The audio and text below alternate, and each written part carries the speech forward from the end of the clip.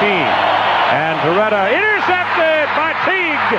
George Teague to the end zone. Touchdown. Hall is now right in the middle. That's his blitz. Passes away, penalty flag down. Lamar Thomas has got it. Lamar Thomas is on his way down the sideline. George Teague is after him and runs him down. Takes the ball away from him. Teague's got the ball. And they tackle Teague back at the 12. Game's over. Alabama defeats Miami. Number 2 beats number 1, 34-13. Blitz on from the 1. And they throw a fade right side of the end zone for Owens. He got both feet in. Touchdown catch over the shoulder. Here we go. They're going to have a big fight. There goes Owens. Puts it down. Teague levels it. Here it goes. And now Teague is aimed at by an offensive lineman. Flozell Adams pulls Teague away. And Owens is waved to the bench. And he stands in the middle of the star and holds the ball out. Let me tell you something, Brad. Terrell Owens started it. Emmett Smith went out to the 50, trumped him. Now Terrell Owens comes back, and George Teague said, you know what, I'm not going to take this. Good for George Teague.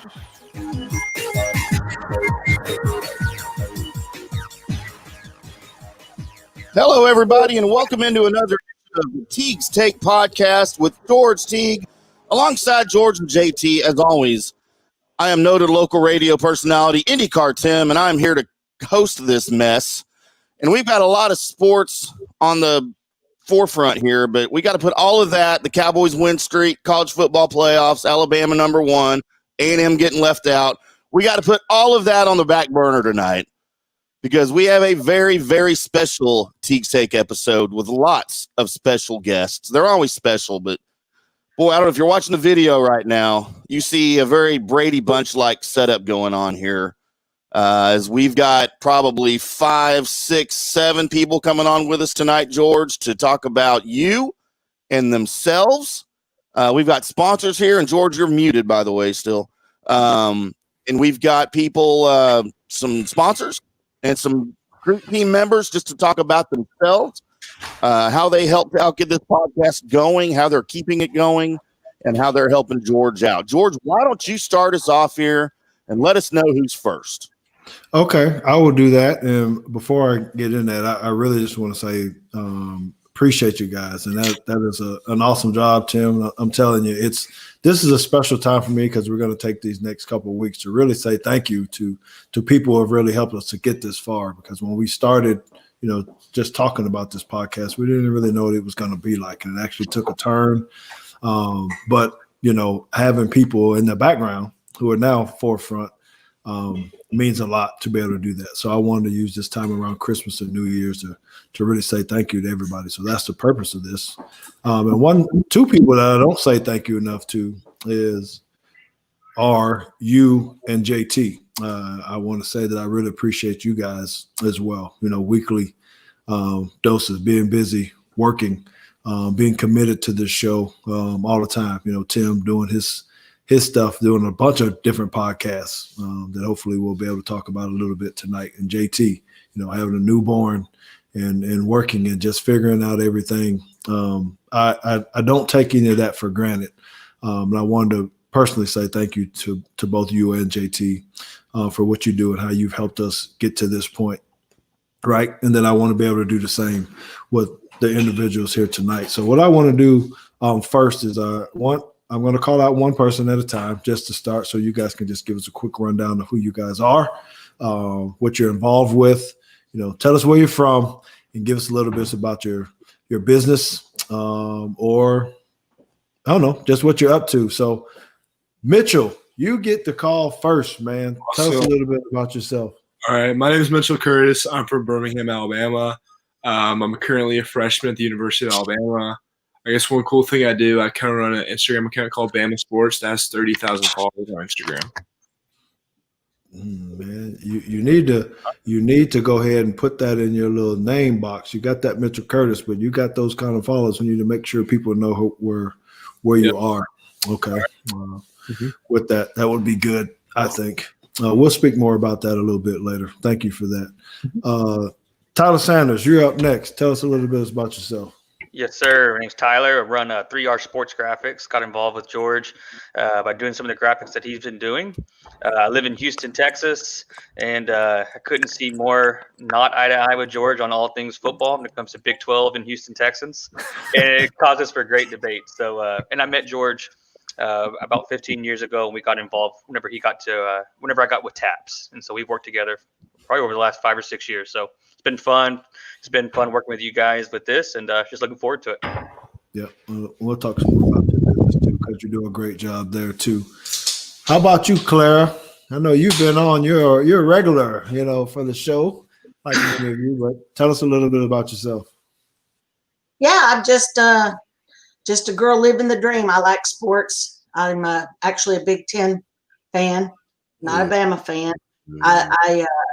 I follow the Cowboys. Been following them all my life. I'm a cradle Cowboy fan. I was born into it, so I had no choice. So anyway, I am retired, but I follow the Cowboys around. I kind of go to a lot of games. Traveling is what we do.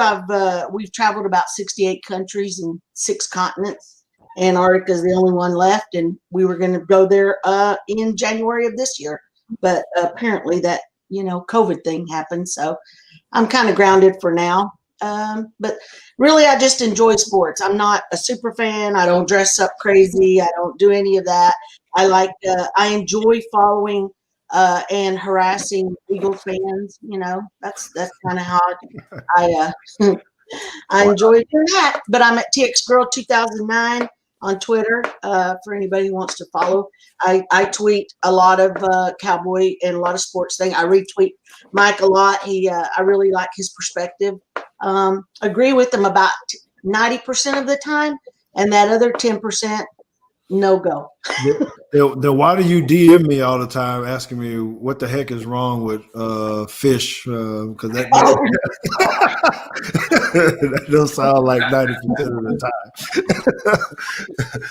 So Fisher, since we brought, so Fish, tell us a little bit about you, man.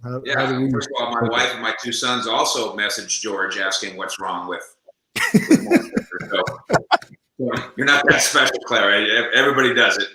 Of course, I grew up when I was a little boy. I grew up a George Teague fan. I remember being probably in elementary school and watching George and thinking if I could just someday meet him.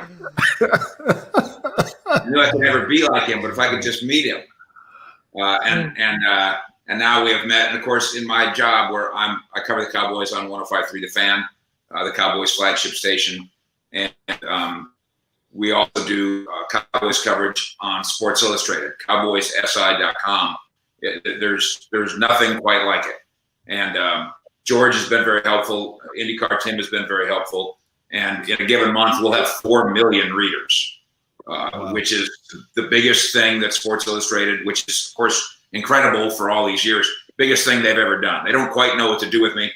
But my association with George has been a big help. And then in my job, unlike you, Claire, I don't exactly get to root, at least not out loud. But I do kind of quietly root for George Teague. Look at you. I do appreciate it. I appreciate it. Well, when JT roots for me too, just because, I don't think I'm paying any more of his bills anymore. So he might not be rooting for me quite as much anymore. Danny, what you got, man? Tell us who you are and what you up to. Man, I'm just a former George Teague stalker. I moved to Huntsville in 91 when I joined the Marine Corps, and I was in the ammo school there and caught the Alabama bug, and then you guys won the national championship in 92. And I just fell in love with Bama. And then my team, the Packers, drafted George. And, I was super happy. And then the Cowboys scooped him up. So I was kind of bummed. And really, I can't be a Cowboys fan. Sorry, but you can. It's just not required. Well, I could, but then I would probably have to scrub myself like Ace Ventura does.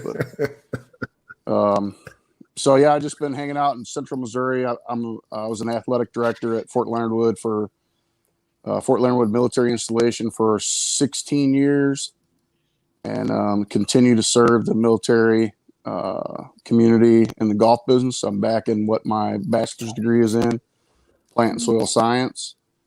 And some bad news. I lost my wife on November 1st. So the dream of the food truck is on hiatus, but we're getting through it, and everything's going to be good. Yeah, sorry to hear that, man, about That's good.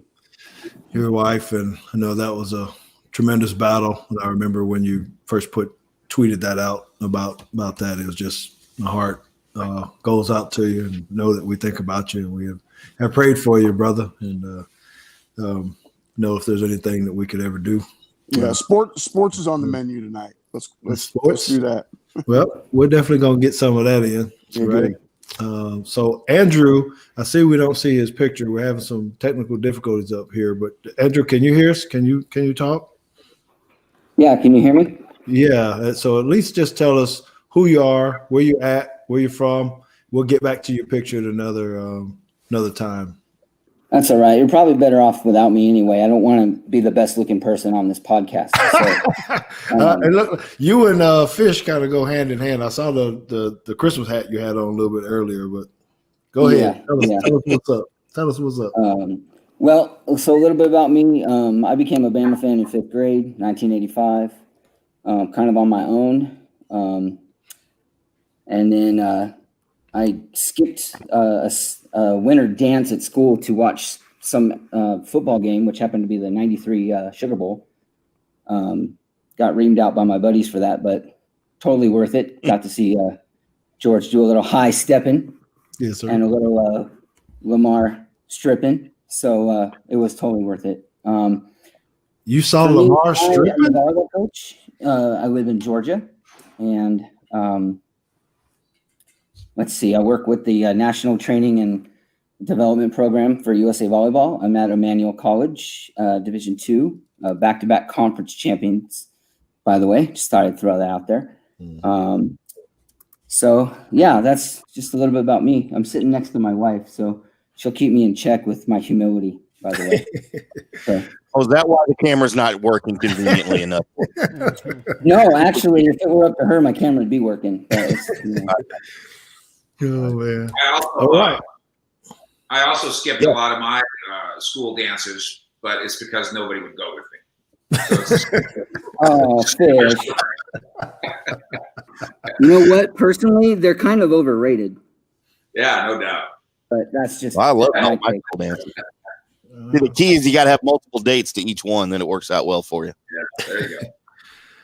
All right. Well, to get to these other two, I'm not IndyCar Tim and JT. You guys can find out more information about them. Surely you can ask some questions or put comments in if you want to hear more about them. But you can find out about them on georgeteague.com. Their bio or profile is up there. And for those of you that listen to us on a weekly basis, we do appreciate it. And I know you know who these guys are and the great job that they do. And so I kind of want to hit out and just go right into a hot topic, with you guys. And I kind of tweeted about it, put it on Instagram and all that, but it's really about Juju Smith-Schuster and what's going on here. I'm getting a lot of ats, and DMs about him. So I want to spend a moment before I ask you guys a question about that, because obviously, as you guys know, with my relationship or lack of relationship that I have with Terrell Owens and the Star Acid incident. First, I want to paint a picture for you guys in you guys' mind. And I've kind of held this back, and Mike Fisher probably would have wanted me to put this on one of his shows on 105.3 A Fan or something, but I wanted to keep it for this and for our show. Think about this, you guys and ladies. What would you actually do? What would your response be if you were just in the grocery store, at the gas station, minding your own business? Okay, I'm going to keep it simple like this first. And someone just came and smacked you in the back of the head. What would your normal reaction be, right? you can paint yourself a little bit different. So I was trying to think of different scenarios. For instance, what if you were just at the gas station, you were buying a little $5 scratch off a little lottery ticket. You're excited because maybe you got a chance to win a little bit of money. You're causing a ruckus in the store. Someone gets mad at you. Maybe you win, then you go cut in line, and then they just smack you in the back of the head. What would you actually do? Now I see you guys looking, I see eyes going, what would you actually do? I know for me personally, I'm a reactionary guy. Maybe it's because I play football or whatever it was, but when people do something physical to you or anything that try to demean you, I immediately go into a defense mode. I don't know if that's what everybody else would do. I bet Danny would with his background. If someone came up and just smacked him in the back of the head, I bet he's going to try to swing back real quick. Right, Danny? Probably. I'm a concealed carry carrier, right? Mm-hmm. So they might get a little lead poisoning.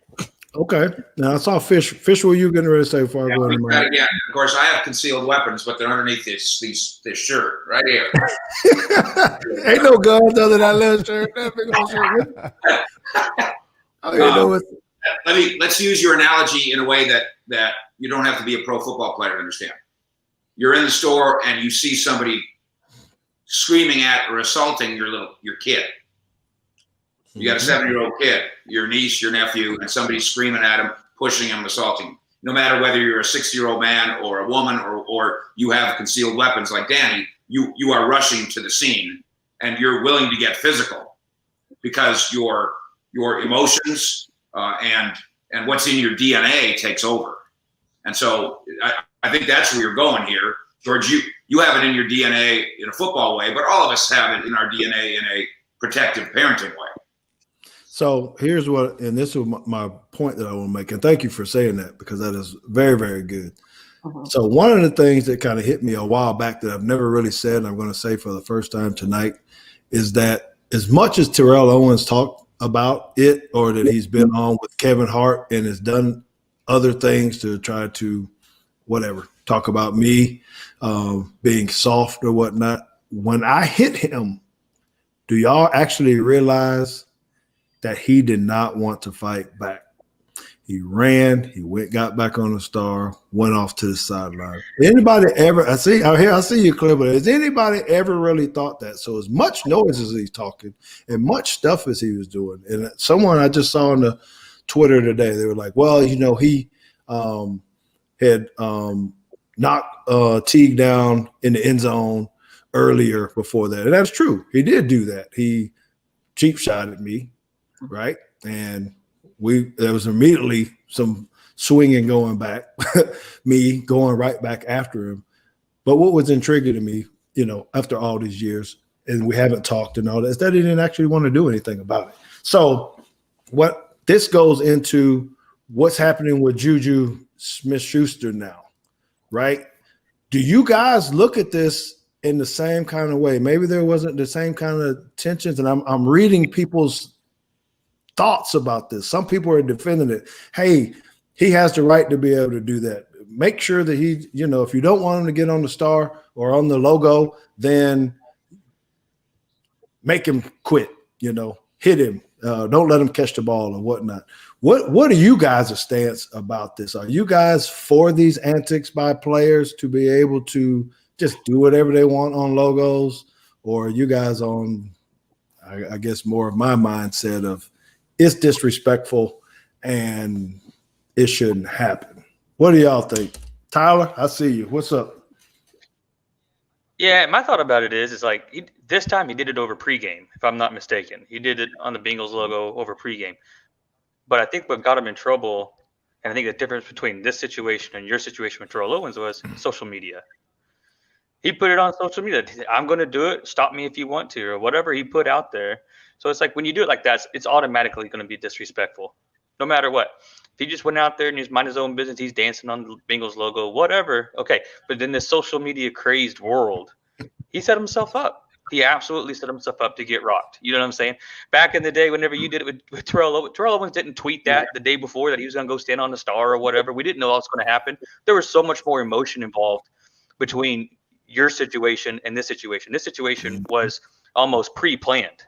He told the world he was going to do it. He told everybody he was going to do it. Von Bell knew he was going to do it before he got rocked. Everyone knew. So I think that's the biggest difference was whenever you did it in the defender of the star moment, that was raw. That was raw emotion. I view this one as being predetermined, social media world. It's just now what Von Bell did, I think, is just right. He smacked him. This is the reason why. I just don't like the social media presence that he put on us to begin with. He put it. To me, there's some differences. Although I understand where George is going. Number one, what T.O. did to you guys was in the middle of a game after scoring a touchdown. In the middle of the world's, he was on the world stage, dancing before the game in Cincinnati, when the guys on the Steelers were probably kind of busy doing their thing, probably at the other end of the field. So it wasn't exactly manly. Juju wasn't doing it to the Steelers. I mean, to the Bengals. He was just doing it to some grass. The second issue to me is. And I'm not trying to belittle any other franchise, but Bengals stripes aren't exactly the star. They're just orange and black pieces of grass. They're not a symbol of anything. In fact, and this is one of the benefits, and George knows this. This is one of the beauties. Green Bay has its thing in New England, but there is nothing quite like the star. Yeah. Nobody refers to the G. Do they? Danny, he talking about you on slide. But they don't, Danny. I have a great perspective on this, and it didn't come from me. And actually, I got a call about 2 hours ago from my 20-year-old grandson, and he said, because I was just like everybody else jumping on the, social media, Juju got what he deserved kind of deal. But my grandson, he called me and he said, I have a lot of respect for Juju Schuster. And he said, here's the thing, Grandma. He said, with the TikTok thing, and people make dance moves and they put them on TikTok. And this is how his generation is viewing this. He said, I think that Juju, what he did was cool. And I didn't see it as a disrespect at all. I thought he was just more or less doing it because he's showing his dance moves like everybody does. Like he said, if you visit national parks and you have a habit of taking a picture at the welcome sign or whatever, and you accumulate all these, that's kind of, he felt like that's what Juju does. He dances at other people's stadium and not in a disrespectful manner. So I was like, okay. Do you feel that way though, Clara? No. Okay. But I'm a different generation. These guys are not, and they don't have that. They just don't have that that mentality, I guess, that you would say, like we did growing up. Fans, in terms of social media, they see it as oh man, he did something cool. He was dancing. He was showing his dance moves. He was at the Bengals stadium. It was no big deal. It's like, why does it have to be on the logo though? I mean, I get it. I would ask to your, who'd you say was your nephew? Yeah, Preston, my grandson. Yeah, your grandson. Why? Can they do it in the end zone or on the sideline? They're at the game, whatever you want to shoot out your video. But why go out in the middle of the star, spike the ball on the star? Or because he got retweeted. Yeah, because that's what he does. Because it's a social media thing. But Tim and JT and Andrew and Danny and all, but do you guys think this made a difference in the outcome of the game? Could you not see the fire that the Bengals had in that game? And you can't tell me that they weren't more fired up than they might have been, because when Bell hit Juju, that the whole team erupted, the whole sideline. It wasn't just a normal big hit. It was, oh yeah, it's on. This guy ended up with 3 catches, 15 yards, whatever it is. So my take is this. So if you're going to go out in somebody else's house, make yourself a mark. You better go out and score 3 touchdowns, catch 150 yards worth of passes, not fumble. Back it up in your stats. Let your stats back it up. Because let's be honest, if he has a game like that, we're not talking about this. Or the attention is going to be elsewhere. That's what we're probably not talking about it. Would we be from a coach's perspective? I'm sorry, Clara. Go ahead. No, I was going to say that's a good point. I wanted to ask Mike that. Would we be talking about this, Mike, if he had come out and they had won, and there hadn't been a fumble? And yeah, we'd be talking about how he walked the walk and talked the talk. It'd be a different kind of story. Now, I don't know how tough you are if your name's Juju. You're not fooling me. Your name's Juju. They're all tough. But I go back to George's thing. What I liked about what you did, George, you didn't murder him. You could have, right? Yeah. You didn't take off your helmet and hit him in the head with your helmet. You kind of tackled him. It was kind of a legal tackle. And so you were showing your ire and you were showing him up, but it's not like you aimed your helmet for his knee. See what I'm saying? That's right. So I think even your demonstration against his lack of respect was respectful. I think what you did was respectful to him. You pushed him, you tackled him. You didn't crush him. And for that reason alone, T.O. should shut up. George, I have one question for you. All right. When you were running that 50 yards from the back of the end zone to the star, give me at least 2 or 3 thoughts that were going through your mind.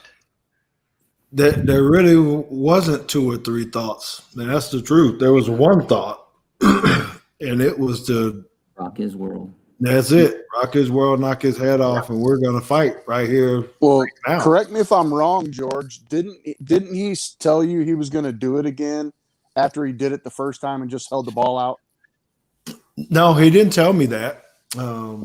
So we had been jaw-jacking, talking trash the whole game. Yes, and when he went the first time, I didn't fathom that he was going to go back. I knew he was going to score again. I knew he was going to celebrate, but I didn't really think he was going to go back to the star again. So it's kind of when I lost it. I didn't know.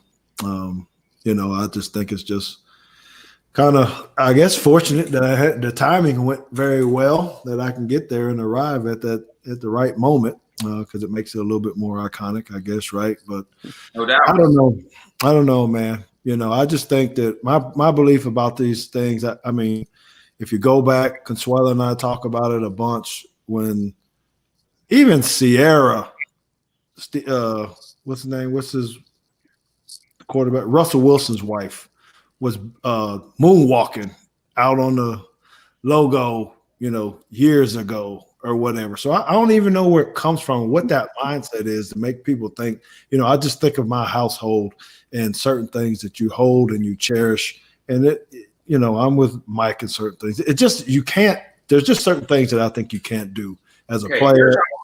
I'm older than all of you put together, so you'll pardon me. But like where I come from, you just scored a touchdown and handed the ball to the official. That ain't the way it is no more, though. Barry Sanders. Best end zone celebration ever. Yes. And you know what? If a guy would do that now, that would become a cool new celebration. No, because they're all. Where are they going though? After you seen how much the rules have changed. Yeah, I'm not even gonna put on COVID. Now it don't matter. They're all the way down on the other end of the field. You get an interception, you make a play. Everybody runs down to the other end of the field to get in front of the TV. I think that's fundamentally different, though. I think that's fundamentally different. All right. Yeah, I would. You think it's what? I said I think that is fundamentally different. What is it? I think I would say that it goes into what Tyler was saying. It's still about the camera. Yes. And the social media, and everything that has to be about. Teams will be down 24-7, and they'll recover a fumble, and they'll get up and run to the camera.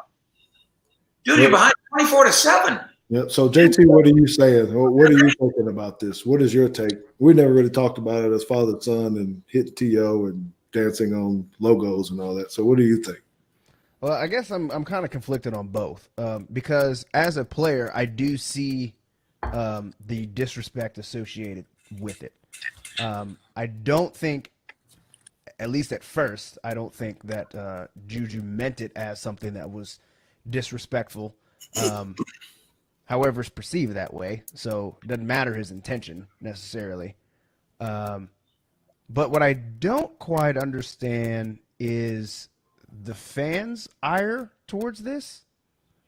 Because I feel like if it was really that big of a deal to everybody, if he did it pregame while everybody was warming up, why didn't nobody go over there and just like walk through the shot? If it was that big of a deal and people are that upset about it, why? You know, it's the same thing with the Michigan and Michigan State. Clara probably remembers this. Dude was walking out doing his warm-ups. Michigan State walked through it, arm in arm, walked through him all the way across the field, and he went out there and he took his cleats and he dug up the Michigan State. He dug up the Sparty logo in the middle of the field, and that was one thing. But I feel like if you were a player that was so upset about it, not saying you'd go hit him or decapitate him, but you would maybe just go stand behind him and be like, yeah, I'm going to stand on this logo too, and you're just going to have to do this dance, and I'm going to ruin your shot. Screw your TikTok. Who cares? But nobody's doing that.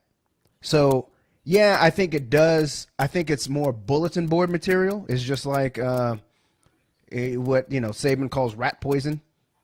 People say things, and then they just put it on the bulletin board and says, all right, here's something that we can rally around now because, yeah, the Bengals probably wouldn't have won that game had this not happened. But I'm not sure that the fire beforehand is – I feel like the fans and at large are actually more upset about this than the players are. Well, that's what Tyler's talking about with social media. But the other factor is it's the oldest issue in storytelling. You got to have a good guy and a bad guy. So that night we all decided we were going to pick Juju to be the bad guy. That's young Mr. Teague. I think that's the answer. Okay. We got to have a black hat. We got to have a white hat. Got to root for this team. Some people that probably don't understand sports, they're watching the game and they're rooting for both teams until they realize, no, wait, I got to have a good guy and a bad guy. Yeah, and we'll bet $1 on a game that we don't care about. Just to have somebody to actually root for. And I've done that. I've made a bet just so I can watch the game and just like have somebody to root for. But I also are always the bad guy anyway. So say that again. The Steelers are always the bad guy anyway. So yeah, that's right. Story. So, well, hey George, I got a question for you then. Hang on just a second. We need to take a quick break, so hold that question, hold that thought. We're going to take a quick break. We'll be back with everybody on Teague's Take. This is a great conversation.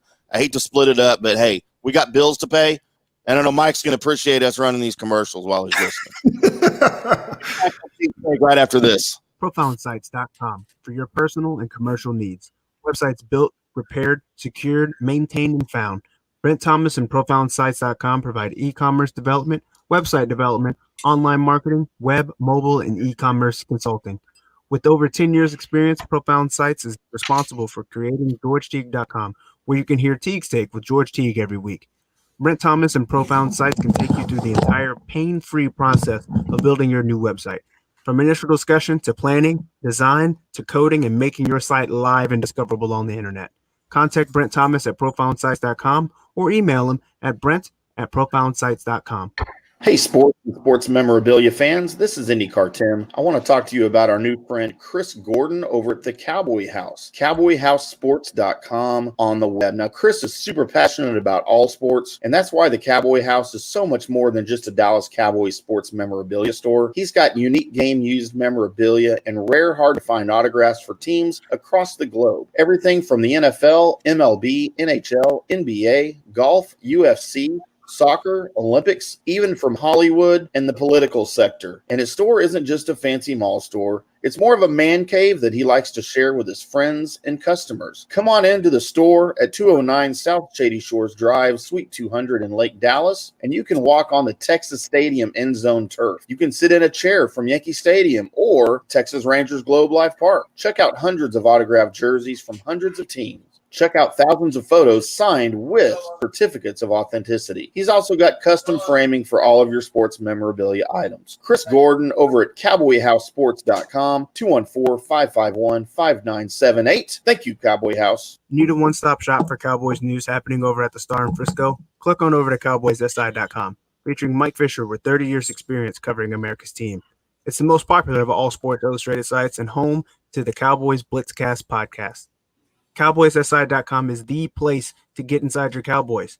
With such a talented team of writers and reporters over there, you'll always know the latest about personnel and roster moves, salary cap issues, and draft class status. Click on over to CowboysSI.com and get the inside scoop on America's team. 3R Sports Graphics. Hello, everybody. You've probably seen the graphics that are out on social media every week that announce the guest for Teague's Take for that week, as well as their credentials listed there on the graphic as well. Those come from our good friend Tyler Sanders over at 3R Sports Graphics. Now, he only works for schools, so we need to mention that.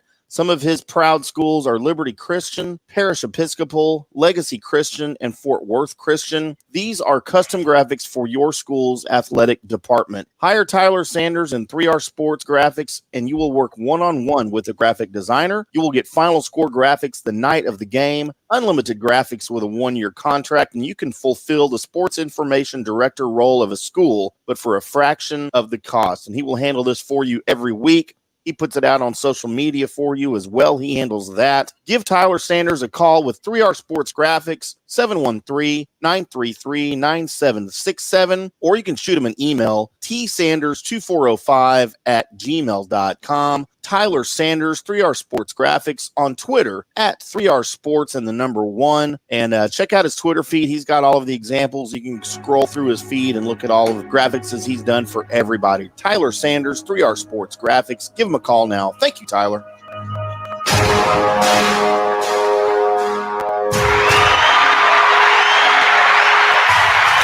Welcome, everybody, back into Teague's Take. It is the Street Team episode. I'm going to forever, George, I'm going to refer to this as the Brady Bunch episode this and next week. Poor Danny's stuck over there. He's Florence. He's the maid right there in the middle. So I'm sorry, Danny. I put you there. I didn't do that to you. We've got some great conversation talking about Juju Smith-Schuster and his pregame antics on the various visiting logos before the game. And is it an issue? Should it be an issue? Everybody's got great opinions about it. And, you know, I kind of feel like we're all kind of on the same page. To me, it just seems very passive aggressive, you know, that you're doing it before the game, maybe when there's not a lot of players from the other team out there, or, you know, I mean, I don't know. I'm not at the game, so I don't know what the field situation is while he's out there. But yeah, just the fact that you're using it for a social media event, it just, to me, it seems, look, I don't know. It seems like something like a chick would do to me. I don't know. Man, no offense, Claire. Tim, I'm about to, and listen, you're firing me up, and you're giving me a good time about this, because I gotta say it. And all of you guys are using these great politically correct words about it, right? But this is what you want to say. So I'm saying what you really want to say. They're being too damn soft. If you're gonna come and try to be on people's logos and shit like that, then come with it, man. Be hard. Don't go out there dancing, talk enough shit. Do what you're gonna do. Tell them I own this place and do it. They're being soft. They're trying to do it before the game while people inside, and you want people to come to act, because you know they're not gonna do it, because they're not gonna come out there, because they're gonna get fined. And all you're doing is doing what you want to get out of it. You want the clickbait, or whatever you're trying. You're trying to get the show. You're trying to get the capture, when you know that you got a good chance that you're going to get your ass whooped out here. Someone's going to come after you. They're going to do it at the right moment, and it just happens. Exactly. Just don't complain about when someone tries to take your head off. So if whether or not you're trying to do it or not trying to be intentional about it, you're a professional athlete. It's talked about enough. We talk about defending our home too much. Every team, every sports talks about that. Winning at home, not letting people disrespect you. And so you should not go out on people's stuff unless you are ready to fight. Unless you're ready for them to know that they about to come out with them 6 guns or whatever kind of gun Danny got or whatever it is that they're gonna pull that thing on. Am I wrong, Danny? Tell me, am I wrong? So we listen. I'm gonna go baseball here. I was a catcher. Okay. All right. If Barry Bonds hit a home run and did a pirouette up by the home plate before he took off running, Barry Bonds gonna get slapped upside his head with his own bat. I'm with you, George. Don't. Okay, you just hit a ball into San Francisco Bay. Yay, you. Now, I don't care if I'm the if I'm the opposing catcher and I'm in his house. You're not going to show my pitcher up like that. Just like you felt like he's not going to show up your team, even though it was in your house. Nah, we ain't doing that. Now, as far as what Juju did. He said he was going to do it, so I'm with JT. I think if somebody was going to be upset, they should have went out there and maybe pushed him out of his own TikTok. And Kevin Hart drives me crazy. He going to do a TikTok. But I used to hate bat flips, but I've kind of grown on them a little bit. I think what Barry Bonds used to do was a little bit over the top. But I can't be a fan of Albert Pujols when he hits 3 home runs in the World Series and on the third when he walks about halfway down the first baseline. Mm-hmm. He's one of my, favorite ball players. So I can't be a hypocrite as far as that concerned. But I think Juju saying that he was going to do it, I'm with JT. Somebody should have went out there and, smacked him around a little bit or something. Okay. All right. Where's Mike Tomlin? Mike Tomlin's supposed to be a disciplinarian coach. I haven't heard him. I'm not sure he said something about this publicly. He said something today, but he lied. He said he didn't know about it. Fisher, didn't he say a while ago he didn't know anything about it, but now he knows about it, and now he's going to have a private conversation with them, and they're going to have it internally. So before we go to the next topic, all right, because we need to move on. I just need a show of hands. Is Juju Smith, whatever his name is, Smith-Schuster, is he going to do this again next week? Is he going to go make another TikTok next week? Yes. He going to do it again? Yeah, he'll do it again. Man. Unless Tomlin's going to fine him. But I guarantee you Tomlin doesn't give a crap. I believe in Tomlin. I think Tomlin is a good coach. I think he has some discipline behind him. So I say no because of Tomlin. I'm with Tyler. I say no. With Steelers receivers in the past, I don't know. Tomlin was going to trip somebody running down the sideline. I don't know. Tomlin's whole quote today, right. I don't know that he's going to do anything really about it based on what he said today. Maybe it's more of a hope. It's all about letting players be players. That's kind of the thing with letting them, a interception and the defense and 17 people running on the field got to go to the corner and get their picture taken. Yeah, but when you slide in 3 games, you'd have lost, come out of the power rankings, and now you don't even know if you're going to win a doggone game. And they barely beat Baltimore with the backup who was replaced by the third stringer who got hurt, and the backup came back in. Yeah, that's why I don't think he's actually going to do anything to Juju, because it's not Juju's fault. It's not his fault solely that the Steelers suck.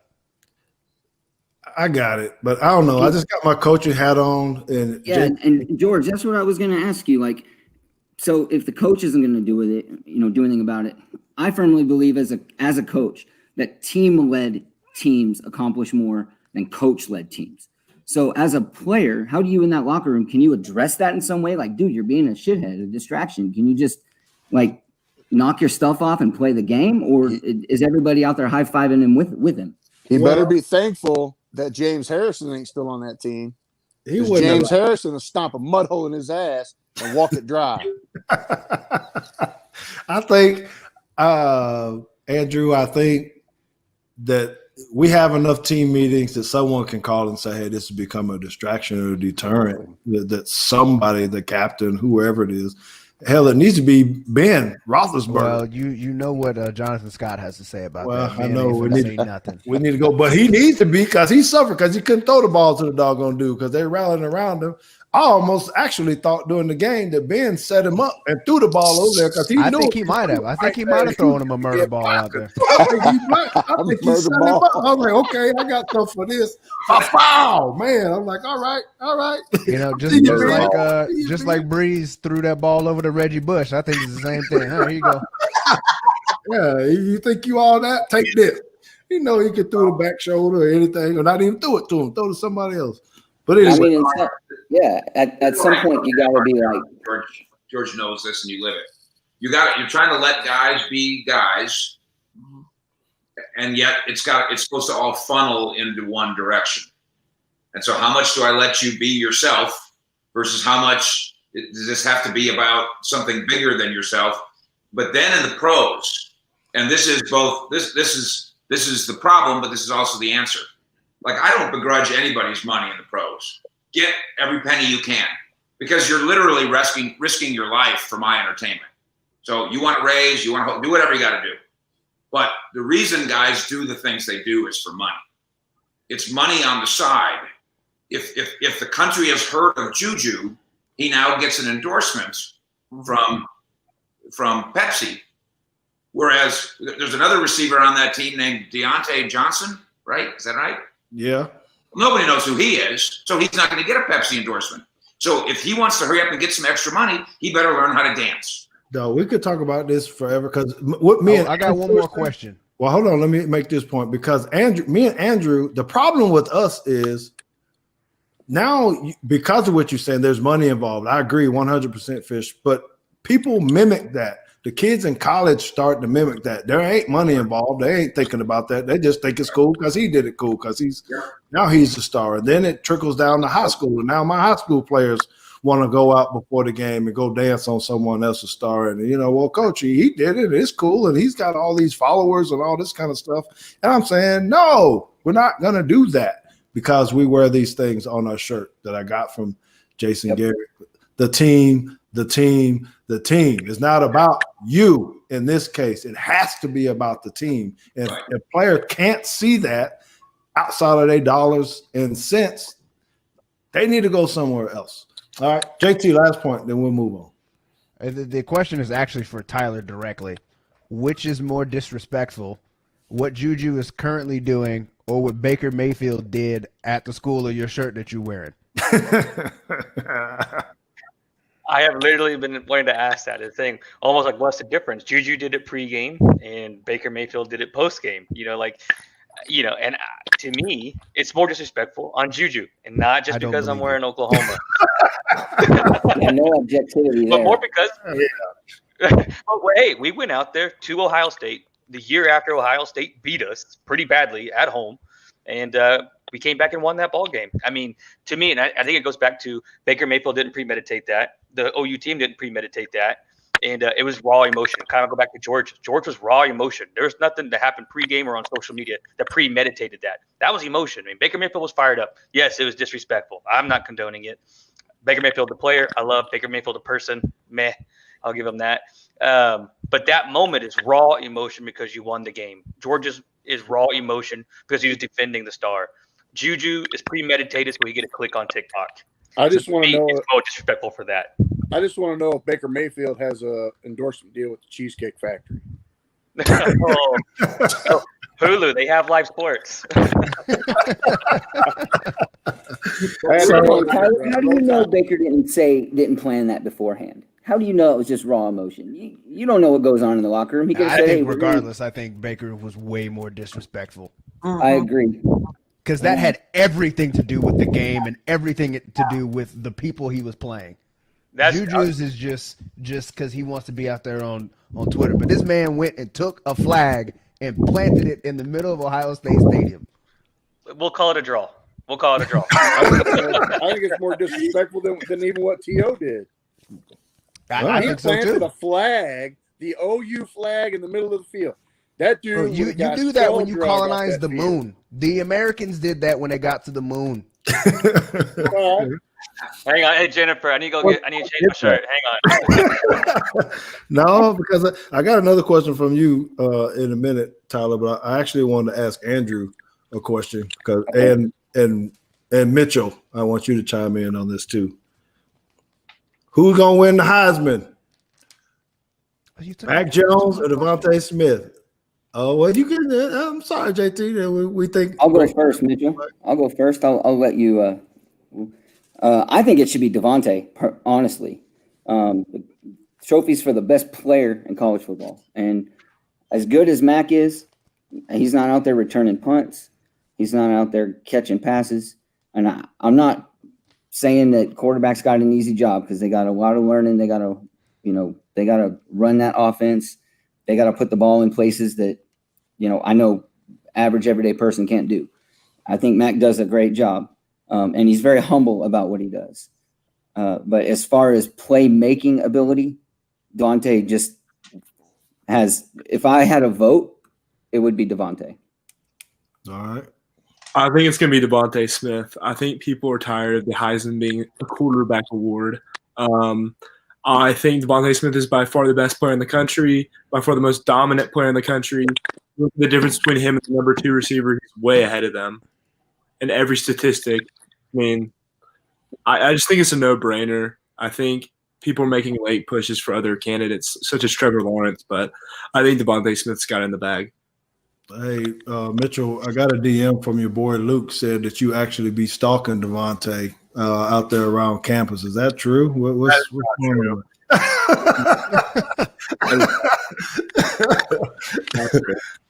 Okay. All right. Well, good deal. Good deal.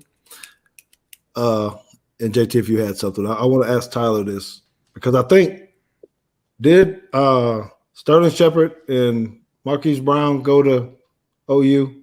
Didn't they play out there? So who's the best receiver out of CeeDee Lamb, Sterling Shepard? Well, which one is going to go down as the best NFL receiver out of those 3 guys? CeeDee Lamb, Sterling Shepard, Marquise Brown. When it's all done over. Yeah, it has to be CeeDee Lamb. I mean, he's a possession receiver. He'll go up. He can burn you deep receiver. Well, I think Marquise Brown, he's good. He's fast. He can go get that deep ball, but he's small. Sterling Shepard's kind of in the same boat. He's like that 5'7", 5'8", 5'9", whatever it is, slot receiver. CeeDee Lamb, I mean, that kid's – y'all are seeing as Cowboy fans, but we've seen for the last 3 or 4 years at OU with 3 different quarterbacks at that. He can do everything. He'll go slants. He'll go across the field. He'll break tackles. He's got yards after the catch, even being as wiry as he is, but then he'll burn you deep. And he's got hands he can catch in traffic. I think he's the most complete receiver, while Marquise Brown might be the better deep threat overall. Sterling Shepard might be the better crossing route overall. CeeDee Lamb's the best complete receiver I feel like it's come out of OU in a long time. Look at you. You might know a little bit more than just graphics, huh? You have That's right. that knowledge out here. Okay. I like it. Andrew? Yo. Yes, sir. Are you still butthurt from me beating you in fantasy football this week or what? No, actually, I was going to say, good win. And yes, I saw your message. It said blame Juju, but I don't blame Juju. It starts with me as the manager. I should have put in Singletary. Would have given me a better chance. Of course, I would have lost anyway because of Juju. But, it's been a fun league. I'm just glad I beat Claire in the first week, in the playoff. So, that kind of makes me feel better. And so, and then your son didn't even make the playoff. So, that makes me feel a little better too. Well, Consuela's over here. Y'all can't see her. She's off screen over right now, but she's over here dancing a lot because she said, how in the world does husband-wife team get to play the championship? That we actually feel kind of bad because we know we should have been a little bit more charitable, let y'all win some games, let y'all win the trophy, but that's not who the Teagues are. Sorry. Maybe the commissioner might have been a little bit, behind some of those. Whatever. Hey, every time I was trying to make trades and I was trying to pick up players and I was trying to waive players, it'd be 3 days. Finally, your waiver came through. Yeah. Your first mistake was auto draft, And then Danny didn't even play his game. Mitchell didn't even ever change a deal. And I think he got some wins out of it, whatever, looking at it. I tried to get some trades for his dudes, too. He didn't even play. So, In all fairness, I played the first 3 weeks, I think, or 4 weeks, and then Michelle passed, so I kind of was distracted. But I also scored one of the highest totals in the league history and got beat by, I think, like 0.12 points or something like that. I threw my phone, and I had to go get a new one. Hey, George, I'm just going to put this out there. Now, I commissioned another league in ESPN, and a couple years ago, my wife played, and we met in the championship, and she whooped my ass. So just putting that out there. Practice a little. Well, I mean, and I might have to join you guys' league next year. I can beat you twice in 2 different leagues or whatever you want to do. You could do that. Doesn't matter. I have an opening. I'll send you an invite. George, tell them about pickle. Oh, how you doing in pickle? Man, I'm not doing very well in this pickle. This is unrelated, but he froze up on us, I think. What's unrelated, George, Tim? I wanted to congratulate you. You had 3 of your high school players that signed, right? 3? Yes. Yeah.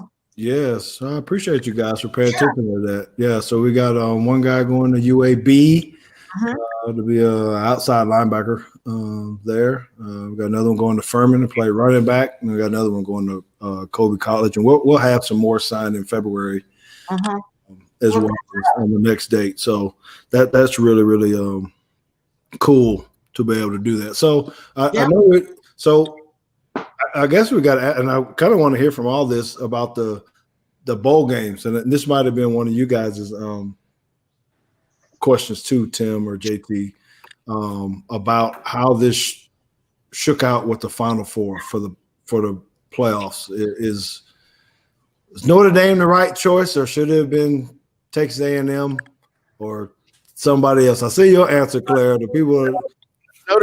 Notre Dame was not the right choice, not even close, but you knew it was going to happen because they're Notre Dame. A&M stood no chance whatsoever in anything in the Final Four. It wasn't going to happen. It's all always my fingers and my toes and my nose, but I knew it wasn't going to happen deep down inside. But A&M, with the exception of Alabama, A&M's got a chance against any one of those other 3 teams. There's no question. No, I mean, I don't know. Looking at what Florida did to Alabama that championship game, A&M might stand a chance this time around. I don't know. All right, Mitchell, what you got? Tell me what you got. Letting the name brand teams into the playoffs. When there's a fight between a newcomer and, let's say, like a Notre Dame or Ohio State, they're always going to let in the Notre Dame or Ohio State because it's going to get viewership, and that's exactly why they're going to get in. I mean, you looked at Notre Dame in the ACC championship.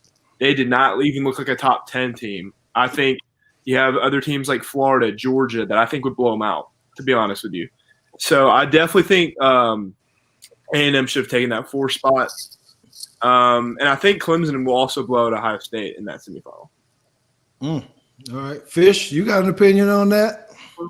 A professional opinion about whether Notre Dame or Texas A&M should have been in the – With all due respect, the only reason and the only thing I know about college football is they're practicing for the NFL. It's one big practice. Okay.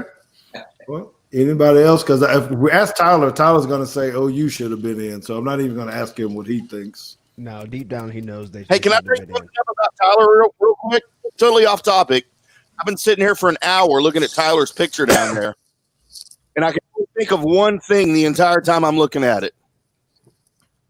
This is what I've been looking at all day. I'm not gonna lie. I have more doppelgangers than you guys know. It's ridiculous. So, me and my fiance were in Las Vegas, and I don't know if you guys are the cooking show type of guys, but it's Richard Blaze. He's on a lot of those shows. Yeah. There was a guy. We were sitting eating dinner at a bar, like a bar-like area. There's literally a group of people, like with their cell phones at their hips, taking pictures of us. And I've been asked for my autograph multiple times for Richard Blaze, to the point I just give it. And I was like, what the heck? So That's not the first one. That is hilarious. That It happens with me and Tom Cruise a lot. I get that with Tom Cruise. whatever, man. Whatever. But So I will tell you this, George. I kept wanting to ask Tyler how he's getting along with Jalen Hurts in this whole thing, but I just, I don't know if it's going to work or not. Well, we're homies. First off, no. who did we just lose? Danny. Oh, we lost Danny. We lost Danny. But George, I'll tell you this on the top four. I kind of agree with everyone's takes on it, but I don't think it's Notre Dame that shouldn't be there. Honestly, I feel like it's Ohio State that shouldn't be there. I think Ohio State's a great team, and I think if they played 10 games, they would probably go 10-0. But they didn't. They didn't. Saying any of those teams at Big Ten can come and surprise somebody, and that's what I think. And I will say, like when it comes to an OU thing, the only thing I'm going to say is we're back to back Big 12 championships.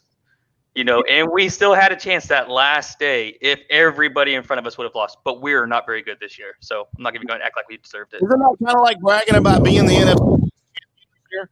Hey, Yes. You said champions, right? You said champions, right? Hey, Well, Absolutely. hey, Tyler, you I know think the you difference saw my, between 5 minutes ago and 5 years ago? Oh, It's still the past. It's I still the think past. you saw my Twitter thread on the 6-game argument. At least it needed to be reframed because I think that a lot of the coaches are intentionally misleading people with Ohio State's 6 games. Oh, I thought you were going to talk about. I thought you were saying Jimbo Fisher. Well, Jimbo too, but I was really more about Dan Mullen when he was like, we're getting penalized for playing 10 games, and I'm like, no. So for those that didn't see it, my Twitter thread was about the 10 games. Actually, I think 10 games actually benefited everybody else because if everybody would just play their first 6 games, there's only 4 undefeated teams through 6 weeks, and it's the 4 that made the playoffs. Everybody when they're saying that if we would have played less games, we would be in. They're giving off the impression that they lost late, and that's not true. They all lost early. Most of them, you either lost very bad early or you lost to very bad teams early. So we've got, for those that are trying to get in, I think they just need to find a different reason other than we played more games. I just think this goes down to it is no matter what system college football comes up with, until it's a legitimate playoff where you go about 16 teams deep, we're always going to have the argument of what about 5 and 6? We go 8, what about 9 and 10? There's always going to be that argument. And I think this year, it's most unfortunate because of A&M. They had an outstanding season. They do play in the SEC, and their one loss is to Alabama. I mean, they played great, and so it's unfortunate. And it's and if they would have made the top 4 and Notre Dame didn't or Ohio State didn't, we're still having the same exact conversation, just but from a different perspective. And so it's my vote is honestly trying to go to a 16-team playoff. But to say all that is, are you still going to have a conversation about who didn't make it 17 and 18? Absolutely. But at least you're going to give more teams opportunity to fight for, because those top 16 teams, anyone can win. And you're going to give those non-power conference teams, Cincinnati, a chance at it now, stuff like that. So we can see UCF and their national championship rings that I know George loves so much. But I think that has to be a conversation sooner or later. And if you're going to talk about from a financial business perspective, college football in a 16-team playoff, are you kidding me? You don't think someone's going to pay to watch those and tack them to a bowl game? Come on. It's not about just the college though. It's about the regular season because as I said before, as soon as you start letting, let's take the example I like to use is Arkansas, because Arkansas ain't winning the West anytime soon. But Arkansas State, they might win their conference more often than Arkansas wins the SEC. And as soon as coaches can start saying, hey, come to Arkansas State, if we make it, we have an automatic bid, and you're I don't even remember the guy's name now, the new coach down there at Arkansas. You're not going to be able to just walk around in Fayetteville anymore and Little Rock and just be like, hey, come to Arkansas, we're the biggest school here. ADs don't want that. They don't want to have to compete with what they perceive as little brother down the street, because they have an easier road to the playoff than Arkansas does. Okay. That's good. I mean, Mitchell, do you you had think something on Pittman that? really runs around saying come to Arkansas, though? Say that again, Andrew. Do you think Pittman can really say, oh, come to Arkansas? We're Arkansas. I mean, can he legitimately say that? I know it's the SEC, but until this year, they hadn't won an SEC game for what, 2-3 seasons? I mean, can you really walk around Arkansas and be like, come to Arkansas? We're the best school in Arkansas. I mean, are you? I just don't think so. So Joining you have a point, but Jones to defend his alma mater, Arkansas. Well, Jerry Jones gives a lot of money. He can do whatever he wants to down there. I'll tell you a story about that later on the dorm that he built for one of our players at the Shelton School, right? But Mitchell, were you trying to say something about that? Yeah, so I think the one problem with an expanded playoff is it diminishes the impact of the regular season, which I think will drive down ratings a lot. And also, I feel like a lot of there's only, let's say max, there might be 5 or 6 teams that could actually win a title. With 16 teams, teams like Coastal Carolina, Cincinnati don't have a shot. I mean, and this year, I honestly think there are only 2 teams that have a chance to win a title, which would be Alabama and Clemson. But it's a waste of time, and it adds a higher probability of injuries, players sitting out, all sorts of things like that. Okay, that's good. That's good. All right, a couple more things. I want to ask. Want to do it now, or you want to do it later? No, let's do the break now. That'd be great. All right, we got one more break to get to, everybody. Loving the conversation going on here about the college football playoff system. Is it broken? Is it good? Is it bad? Pretty sure we all think very differently about it. We'll be right back after these messages for George Teague's Take Podcast. Increase time inside your home, noticing all the little things needing attention. Let Repair Resource be your one trusted contractor to tackle all of your home repair needs. They do it all: electrical, plumbing, drywall, painting, and flooring of all types. They can even handle your exterior needs, like fencing, patio covers, concrete pads, and decking. No job too big or small. Repair Resource does it all.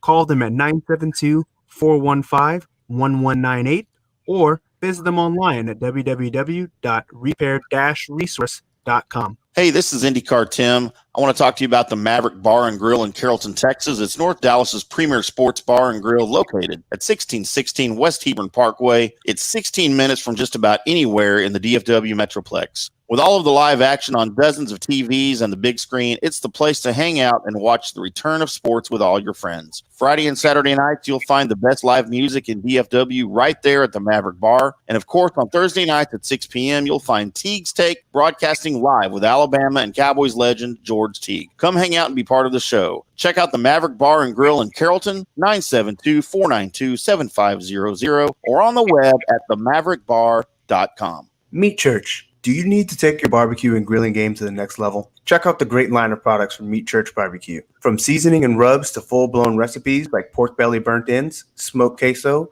beef ribs to smoked bologna, and Texas-style brisket, Meat Church has what you need. If your barbecue and grilling game is lacking, check out their barbecue classes and events. They'll help you raise your game to impress your friends and family. If you're in the Waxahachie area, please check out their store at 205 West College Street or give them a call at 214-980-1063 or head on over to meatchurch.com for the location near you where all their great products are available, or order directly from them online at meatchurch.com.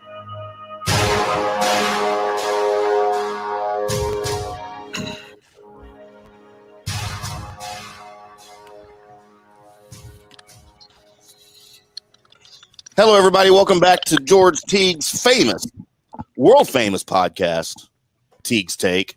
Everybody watching this on social media and listening to the recorded podcast, we certainly appreciate you hopping on here with us, spending a little bit of time with us tonight. And also, if you've got questions for George, we would like to encourage you to ask away on any social media platform, especially on Twitter, though. If you use the hashtag AskTeague, then he will see that, and we will make note of it, and we will read your comments and questions on the next episode. George loves the interaction, as you can tell by tonight's episode. He loves the interaction with the fans and the sponsors and all of the friends that have helped with Teague's Take. We appreciate it. But let's get back into it, fellas. If I have everyone still, we're having some power issues here at the house as well, apparently like Danny is. But let's get back into it. George, what do we have next on the agenda here? I got two specific questions. I got one for Danny. Well, I'm sorry, I got three questions. I got one for Danny and I got two for Mitchell. So Danny, and this one, because you're a Packers fan, so I need to be able to hear a little bit more about it. So knowing what you know now about both quarterbacks, you got one quarterback to pick. Are you taking Brett Favre or are you taking Rodgers? Which Brett one Favre, are you is that taking? fast enough? Oh, really? Absolutely. Really? Absolutely. Can you tell us why? He was durable. He was not afraid. He didn't put his players on blast. He didn't put his coach on blast. He went out there and played football.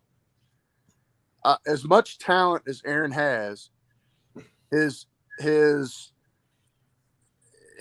demeanor just irks me now. I liked the championship belt thing several years ago, but it just became, I don't know. He just got a double check. It's a State Farm, man. I'm okay with the double check. It was good. I'm just saying, over the last couple of years, I'm mad at McCarthy. There it is. And now you got him. Get to the root of it. What's going on? But I don't know. It's just something about him has rubbed me the wrong way the last couple of years. Give me Brett Favre all day long. Unless we got to throw a Hail Mary, then I'm putting Rodgers back in. You wishy-washy. You being wishy-washy. No, man, I'm Brett Favre all the way. I'm old school. I like his gunslinger. He might throw 4 interceptions in the game, but he'll throw 5 touchdowns in the same game. So yeah, you just don't like pretty quarterbacks. You want an old roughneck Louisiana Brett Favre boy. What's the name of that place you from, Tim? What's the name of that place you live? Where you from again? Houma, Louisiana. Houma. What are you? I don't know why that is so funny. I got y'all beat. Guess where I'm from? Where are you from?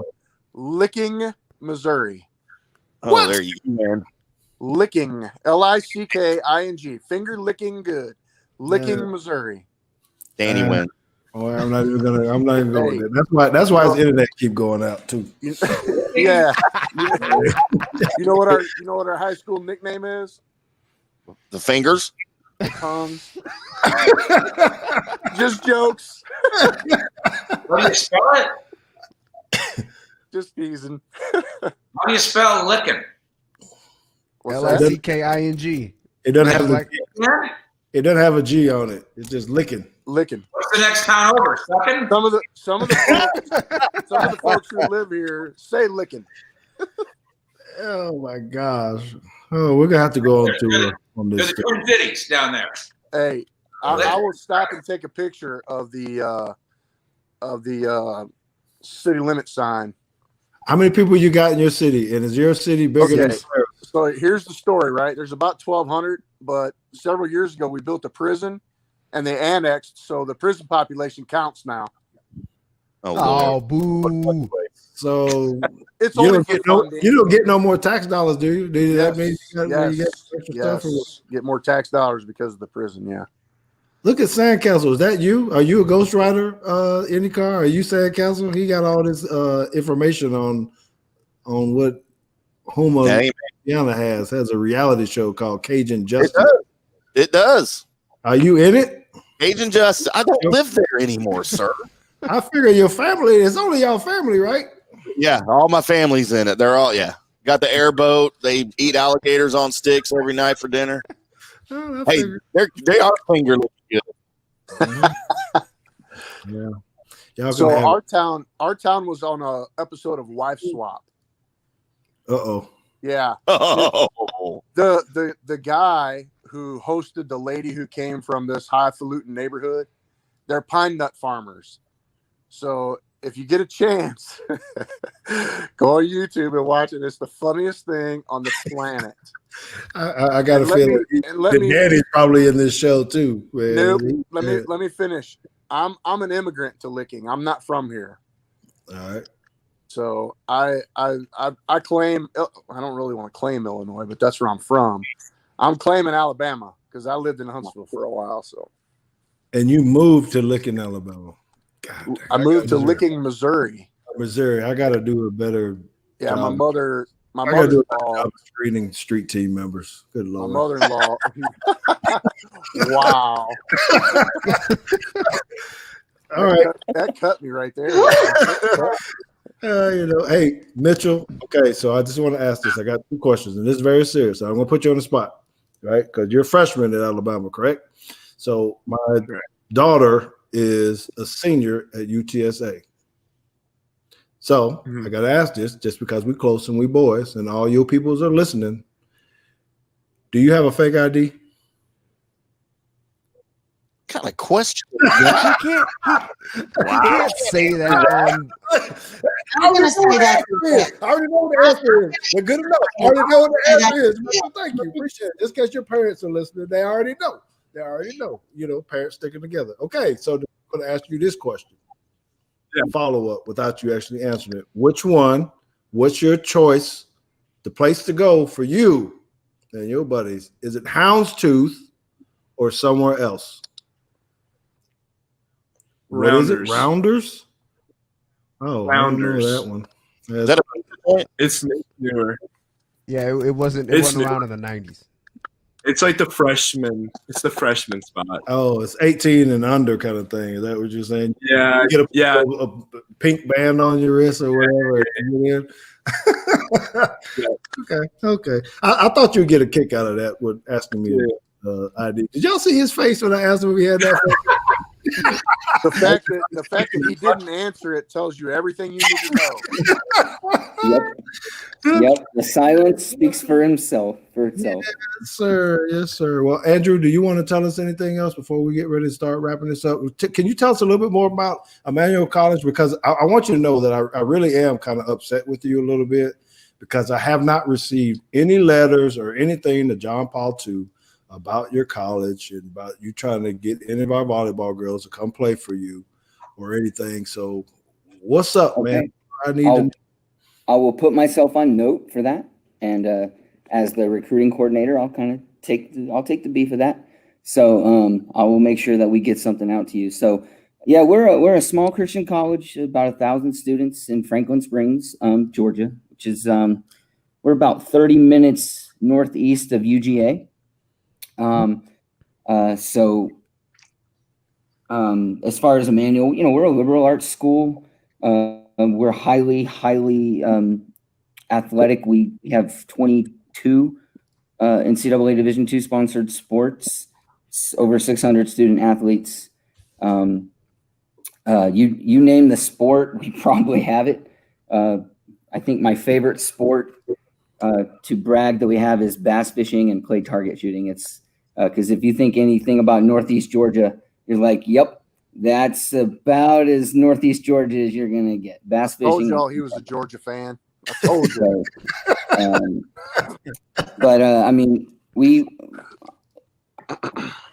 I think it's a great atmosphere, great environment. We have a really good athletic director.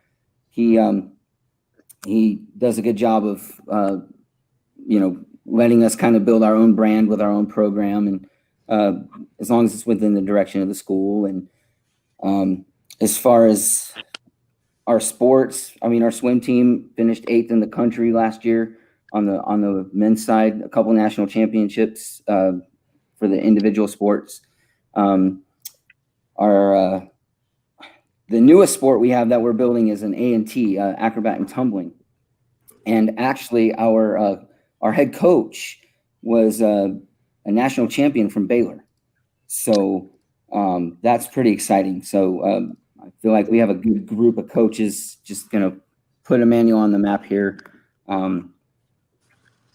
So as far as our volleyball program, I can't say enough about our head coach. He's got really good, just his direction, his leadership, his background and experience alone. He's a national finalist in a Division II as a coach. And so I know volleyball doesn't get a lot of love in the world because people don't understand it, but if you ever watch it play, I'll tell you what, it's fast paced. It's a hard sport to do. It's very underrated, and I'm really honestly I'm very proud that the men's side is growing as far as it is. There's 35 or 36 Division I / Division II institutions that play men's volleyball. There's about to be, I think, 48, thanks to a grant funded by USA Volleyball itself. So look for that sport to grow here in the near future. I understand volleyball way more than I understand soccer. I'm just throwing that out there. Now you're gonna get fired up with that little soccer stuff. Yeah. Hey, Andrew, I helped with the seated volleyball, sort of right after they got that off the ground. Yeah.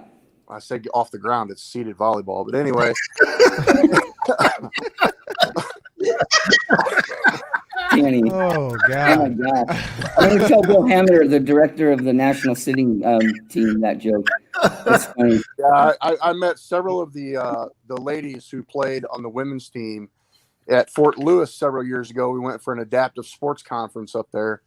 And, we tried to play it. And have you ever seen 6 40-somethings flopping around on the floor trying to it was the most brutal thing I've ever seen. Hard. Sitting volleyball in and of itself is an art form. If you guys ever get a chance, go watch like the Paralympics, watch sitting volleyball. It's incredible the way that they move. The rules are very much the same to the regular sport, except to play off of Danny's kind of joke that he didn't mean to be a joke. You're not allowed to be off the ground. There's actually a rule called a butt fault. If your butt comes off the ground, it's an illegal play. So imagine sitting on the ground and having to have your legs and your butt cheeks touching the ground at all times, trying to get a ball that's coming 50 to 60 miles an hour. Imagine being like me, who has T-Rex arms already, and you can't reach over the net at all. So, okay. Well, I do appreciate that, man. You guys have been awesome. Tim, you got anything else? I got one more question for Fish. All right. Fish, I would like your prediction. Is Dak a Dallas Cowboy next year under contract or under the second year of the franchise tag? Well, I don't know, but he's a Dallas Cowboy next year, and I think we spent a lot of time worrying about that ghost around the corner that never comes. Yeah. The Joneses have proclaimed their love for him. I think it's hard to find a good quarterback. I think the league proves it every weekend. It's hard to find a good quarterback. He is at the very least that. And then I argue this. Most people would say, yeah, fine, I'll pay him $30 million. He's good enough to, but I don't want to pay him 40. And what I argue back is, you pay him the 30 for being a football player. I'm going to pay him the other 10 for being a guy, for being a leader, for being a man. Dak Prescott to this team at this time in that building is very, very special. And there's not a lot of him growing on trees. So I think it is the Joneses' intention to make Dak Prescott a Cowboy for life. Yeah, and I'm in that school of thought, 40, 42, whatever it takes, man. Keep him here. Just whatever it takes. Keep him here, because here in about 3 or 4 years, you're going to be seeing 50. Well, we already see 50 with Mahomes. $55, $60 million a year quarterbacks. Get them locked up. Point. Again, we're sitting here in December trying to figure out what the price tag is going to be in March. Are you going to buy gasoline, bread, and milk and beer, Tim, in March? Right? Well, probably beer. What if the price goes up? Yeah. We buy gas, bread, milk, diapers, and beer. We just do. And if the price of a quarterback is more expensive than you thought, it's the same as the price of milk or gas being more expensive than you thought. We're going to buy it. We have to buy it. Yep. I don't think you can put a price tag on leadership anyway, honestly. Good point. Good point. Spoken well of the coach. Well, we do thank you, man. We've had you guys on here quite a long time, and I hope that you guys, enjoyed coming in. I just want to say thank you guys again, just for all that you guys have done, all that you will continue to do for us. We're going to have a few more guests on that couldn't make it on tonight, one because of the size of the room. But I saw Marcus Jones in here a little earlier.